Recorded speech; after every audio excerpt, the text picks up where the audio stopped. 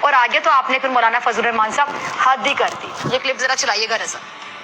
دوسروں کو کافر کہنا اور کافر بنانے کی بجائے اسلام کا مزاج یہ ہے کہ دنیا کو دعوت دو مسلمان ہونے کے لیے، اسلام کے رحمت کے دائرے میں انسانیت کو لاؤ.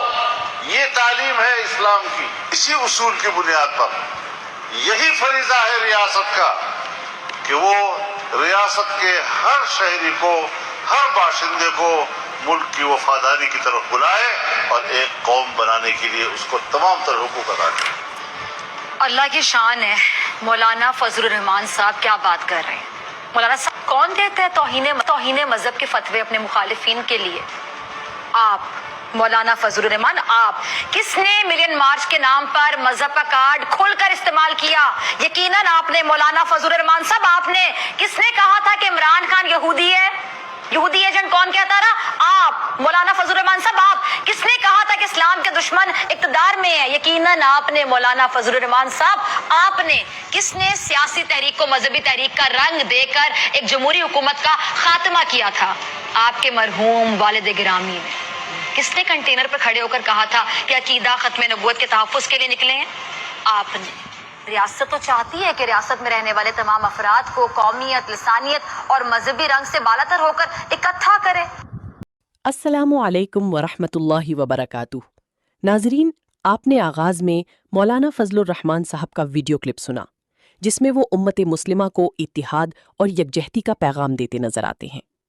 بظاہر یہ ایک مثبت بات ہے، کیونکہ اسلام ہمیں امن، بھائی چارے اور اتفاق کا درس دیتا ہے.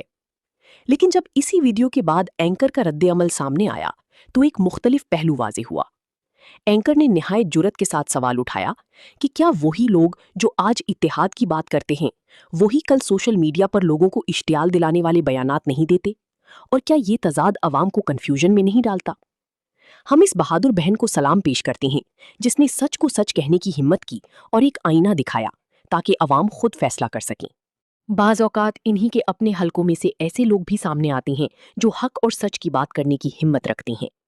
اسی طرح اس نیوز اینکر نے بھی اس ویڈیو میں نہایت واضح اور دو ٹوک انداز میں گفتگو کرتے ہوئے اہم نکات اٹھائی اور عوام کے سامنے ایک مختلف زاویہ پیش کیا.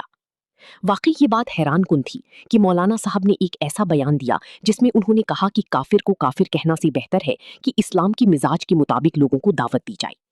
لیکن سوال یہ ہے کہ اب یہ بات کیوں دوبارہ کی جا رہی ہے؟ اب اسلام اور دین سے اتنی ہمدردی کیوں ہو رہی ہے مولانا صاحب کو؟ یا اس کے پیچھے بھی کوئی ایسے مفادات پوشیدہ ہیں جو ابھی عوام کو نظر نہیں آ رہی؟ اینکر نے نہایت مضبوط انداز میں رد عمل دیا کہ پہلی فتووں کے ذریعے لوگوں کو بھڑکانا، مذہب کا کارڈ کھیلنا اور پھر بعد میں نرمی کی بات کرنا، کیا یہ درست طرز عمل ہے؟ کیا مذہب کو استعمال کر کے اپنی دکانیں چمکانا اور لوگوں کو تقسیم کرنا درست ہے؟ ناظرین، یہ وہ لوگ بھی ہو سکتے ہیں جو اپنے آپ کو عاشق رسول صلی اللہ علیہ وسلم ظاہر کرتے ہیں، لیکن ان کی بعض اعمال اس کی برعکس نظر آتے ہیں. یہ دوسروں پر فتوی لگاتے ہیں، خاندانوں کو توڑتے ہیں اور معاشرے میں نفرت پھیلاتے ہیں. کلمہ پڑھ کر بھی نیک عمل نہیں کرتے بلکہ اپنے آپ کو پاک ظاہر کرتے ہیں. اسی لیے ہمیں کسی کی بات پر اندھا اعتماد نہیں کرنا چاہیے. دین کے نام پر بات کرنا ایک بہت بڑی ذمہ داری ہے، اور یہ صرف اسی وقت قابل قبول ہوتی ہے جب وہ قرآن و حدیث کی روشنی میں علم اور دیانت.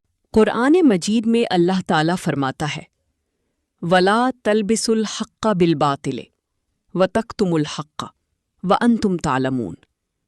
ترجمہ: اور حق کو باطل کے ساتھ نہ ملاؤ اور نہ ہی جان بوجھ کر حق کو چھپاؤ. وَلَا تَقْفُ مَا لَيْسَ لَكَ بِهِ عِلْمٌ. ترجمہ: اور اس بات کے پیچھے نہ چلو جس کا تمہیں علم نہیں. حدیث: من دعا الی دلالۃ کان علیہ من الاسم مثل آثام من تبعہ. ترجمہ: جو شخص گمراہی کی طرف بلاتا ہے اس پر ان تمام لوگوں کے گناہ کا بوجھ بھی ہوگا جو اس کی پیروی کریں گے. ناظرین، جیسا کہ آپ دیکھ رہے ہیں، بعض مولوی حضرات آپ کو آدھی بات بتاتے ہیں، آدھا علم دیتے ہیں اور مذہبی کارڈ کھیلنے میں لگ جاتے ہیں. قرآن و حدیث کی مکمل روشنی میں بات نہیں کرتے بلکہ ادھوری آیات کو اپنے مطلب کے لیے استعمال کرتے ہیں. اور افسوس کی بات یہ ہے کہ ہماری عوام بھی تحقیق نہیں کرتی. جو سنا اسی پر سبحان اللہ، اور اللہ اکبر کے نعرے لگا دیے. خود کتاب کھول کر پڑھنے کی زحمت نہیں کرتے. آج آپ نے دیکھا کہ ایک بیان آیا، سب اس کے ساتھ کھڑے ہو جائیں گے. کل اگر وہی شخص مذہبی کارڈ استعمال کرے گا یا ختم نبوت کے نام پر چندہ لے گا، تب بھی یہی لوگ اس کے پیچھے ہوں گے. اس میں قصور صرف ان کا نہیں بلکہ ہماری اپنی عوام کا بھی ہے، جو تحقیق نہیں کرتی، قرآن کو ترجمے کے ساتھ نہیں پڑھتی اور دین کو سمجھنے کی کوشش نہیں کرتی. حضرت خلیفۃ المسیح الثالث رحمہ اللہ تعالیٰ نے فرمایا، اے خدا، ایسا کر کے تمام انسان ایک دفعہ پھر آپس میں بھائی بھائی بن جائیں، اور ایسا ہو کہ تمام بنی نوع انسان تیرے حفظ و امان کی خوشگوار سائے کے نیچے پناہ لے لیں، اور تیرا نور ہر دل میں چمکے، اور سب دل تیرے محبوب اور انسانیت کے محسن اعظم حضرت محمد صلی اللہ علیہ وآلہ وسلم کی عشق سے لبریز ہو جائیں. الفضل، 11 اگست 1967، صفحہ 5. ناظرین، اصل دین ہمیں نفرت نہیں سکھاتا بلکہ محبت، علم اور اتحاد سکھاتا ہے. آخر میں یہی پیغام ہے، جذبات سے نہیں علم سے فیصلے کریں، اندھی تقلید نہیں تحقیق کو اپنائیں، اور دین کو سمجھ کر عمل کریں. اگر آپ کو یہ ویڈیو پسند آئی ہو تو چینل کو سبسکرائب کریں، ویڈیو کو لائک کریں اور زیادہ سے زیادہ شیئر کریں تاکہ یہ پیغام دوسروں تک بھی پہنچ سکے. جزاکم اللہ خیرن.